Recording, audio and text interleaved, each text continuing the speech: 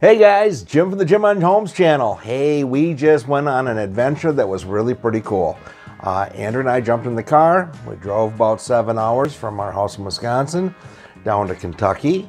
We got down to Kentucky, went into Louisville, and decided to hop on the Bourbon Trail. Now, a lot of people have heard about the Bourbon Trail, and I got to tell you, it is pretty cool.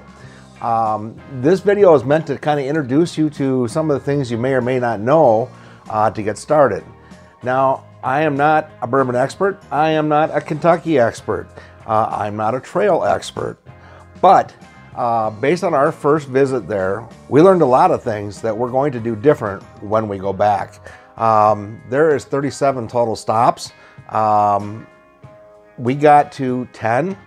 And we're ready to go back already. We just had such an amazing time. So the deal is this. You go into Louisville, and I would recommend anybody wanting to do the Bourbon Trail to go to Louisville first. Once you get to Louisville, check out the Fraser Museum. The Fraser Museum is really the start point of the Bourbon Trail. Another thing we didn't know from the maps and the layouts and everything, how close the Louisville distilleries really are from each other. There's about 6 you can do. If you plan it right, you could crank them in no time at all. However, there's a little twist to that, and that is you get down there, you don't just get to go walk up to a distillery and say, I'm here for a tour. Yeah, you have to book it in advance. You book it online, and it's not as easy as it may sound, because you're going to go online, you're going to check out and see what days they're open, when are they giving tours. You're going to go and check out what tour slots are available.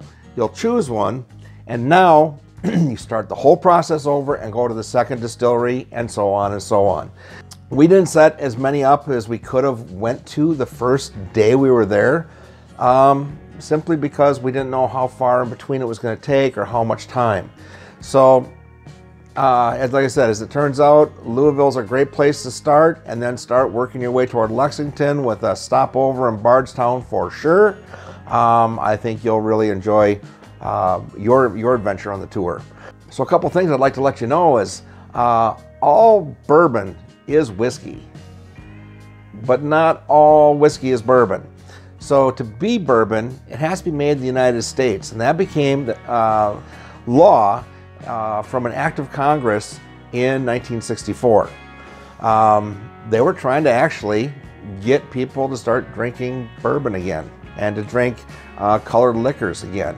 It kind of went out of style. People were really kind of stuck on their vodkas and gins, etc. So that was meant to push the industry, and it's worked.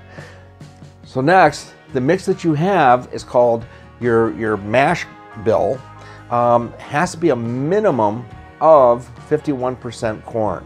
From there, you can add whatever you want as long as you have that 51%. But typically people would add malted barley, wheat, and rye. I'll tell you, I've seen rye on the shelves for years and years and years, and I just never really thought it was anything that I'd be interested in. Tried some, and I'm becoming a fan. So, okay, we said number 1 has to be made in the United States. Number 2, 51% corn. Number 3, it can't be distilled at over 160 proof, and it cannot go into barrels at under 125 proof. So that rest of that balancing is typically done with water, and how it's done in each individual distillery helps makes for the different notes. Also, it cannot be bottled at under 80 proof. And lastly, you can't mix any kind of colorings or anything else. That caramel flavor you see in the whiskeys and bourbons and such, that didn't happen from any kind of outside coloring. That is completely from the barrel, which is probably one of the most unique things. And as I was telling somebody about this, they couldn't believe that you can only use the barrel once. The barrels that they use are white oak barrels that are charred. Each char level gives it a different signature taste and notes that you'll get from your final product. But you can only use the barrel once. And then why is the Bourbon Trail in Kentucky?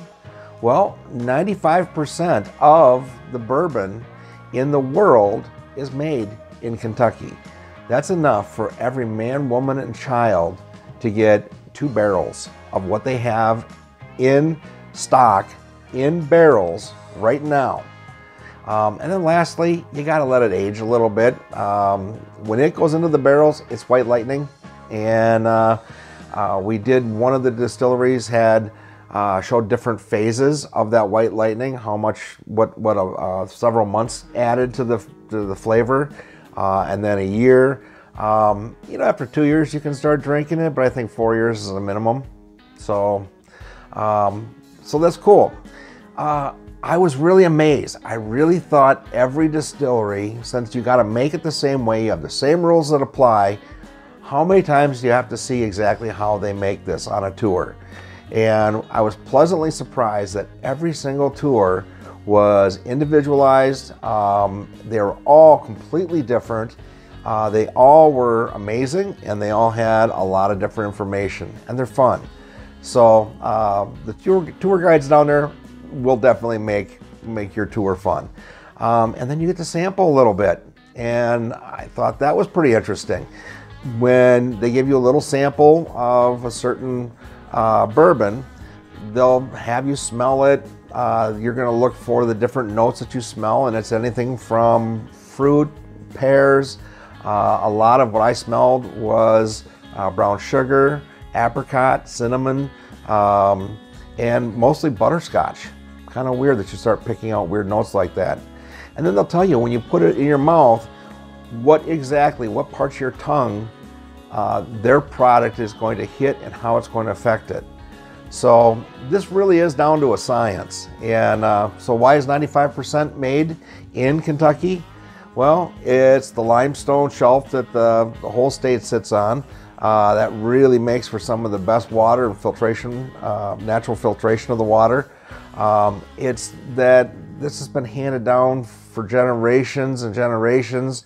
It is a true craft. There's some skill and a lot of knowledge that goes into, and science that goes into what their product is. Also, I talked about the barrels sitting in these houses in storage. Those are called rick houses. Some of them are huge. Some of them store 90,000 barrels. The rick houses are spread all over the countryside, and it's really amazing to see them and try to figure out, you know, how many barrels are actually there. The master distiller and the tax people are the only people who have keys to get into that rick house to look at the barrels. They store the barrels. Some of them are up high, some of them are down low. Some distilleries will rotate and have them take different seasons at different elevations within the rick house. The more aggressive that the temperature variance hits the barrels is what makes them expand and contract. On the upper end of a rick house, it might be 20, 25 degrees warmer, which is going to change a lot, even throughout the seasons.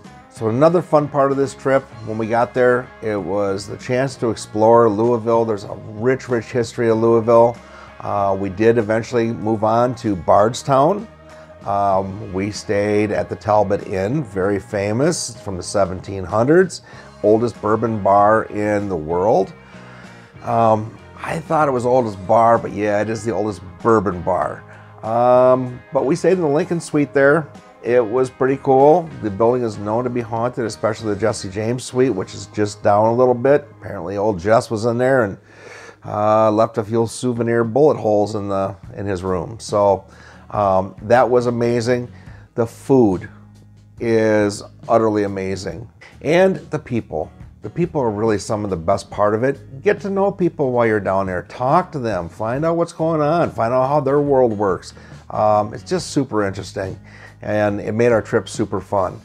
So, Andrew and I will be coming back and talking about the different distilleries that we went to, things that we liked, what we found out, things that were surprising. So that'll be another video that'll be coming up fairly soon. And what we're going to do is we will be putting this, as you know, my YouTube channel has everything broken down into playlists, from building it, fixing it, living it, inspecting it. We're adding a new section onto the playlist, living it, and that is going to be at home and on the go, Jim and Andrea Adventures. And we're hoping to take you on a lot more adventures in the future. So do me a favor, if you get a chance, just subscribe to the channel. It doesn't get me any extra bourbon, I promise you. And if it does, I'll share it with you. But one of the things it does get, it reminds me that there's still people that want to see what we have for our content and want to see what's coming out next. So I really appreciate it. And check out some of our other videos as well. Thank you, and tune in again.